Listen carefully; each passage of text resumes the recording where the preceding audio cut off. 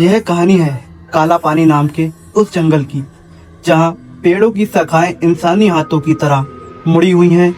यह सफर समीर और उसके 3 दोस्तों का है, जो अपनी जिंदगी की सबसे बड़ी गलती करने जा रहे हैं। समीर, राहुल, नेहा और अंजलि अपनी नई स्कॉर्पियो में सवार होकर ब्लैक फॉरेस्ट के पास वाले हाईवे से गुजर रहे थे। उनका इरादा एक एडवेंचर ट्रिप का था। शाम के 6 बज रहे थे। सूरज ढल चुका था और धुंध गहरी होने लगी थी। रास्ते में एक बूढ़ा लकड़हारा मिला। साहब, इस मोड़ से आगे मत जाइए।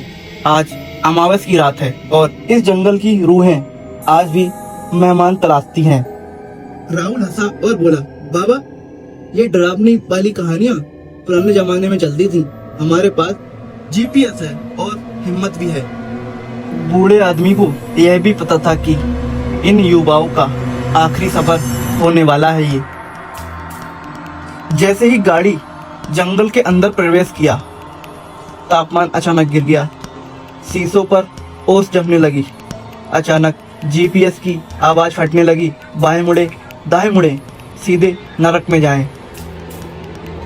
नेहा चिल्लाई, समीर, जीपीएस क्या बोल रहा है? समीर ने जीपीएस बंद कर दिया, लेकिन तभी गाड़ी का इंजन जोर से गरजा और बंद हो गया। चारों तरफ सन्नाटा छा गया, ऐसा सन्नाटा जिसमें अपनी ही धड़कन सुनाई दे रही थी। राहुल गाड़ी से बाहर उतरा।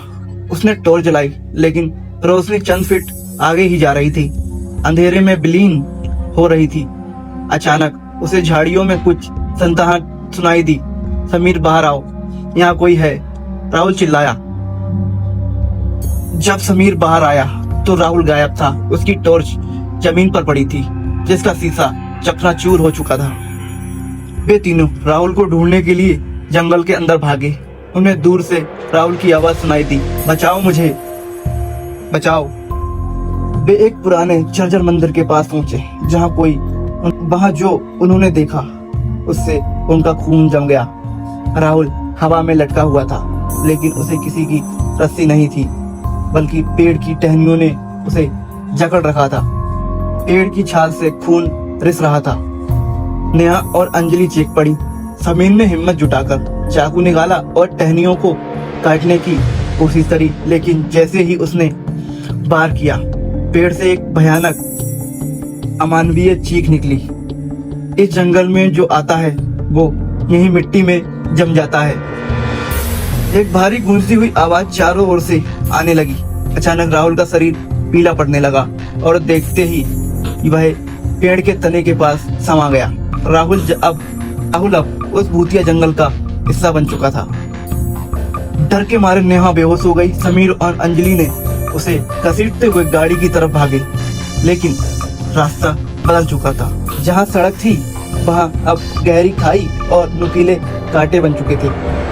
तभी उन्हें नेहा की आवाज आई, तुम लोग मुझे छोड़कर कहाँ जा रहे हो? अंजलि रुकी। नेहा, तुम तो मेरे कंधे पर हो। उसने पीछे मुड़कर देखा। उसके कंधे पर नेहा नहीं, बल्कि एक कटी फटी हुई साड़ी पहनी लाश थी, जो उसकी तरफ देखकर। अगर यह वीडियो आपको अच्छी लगी हो तो मेरे चैनल को लाइक, कमेंट और सब्सक्राइब जरूर करना। धन्यवाद।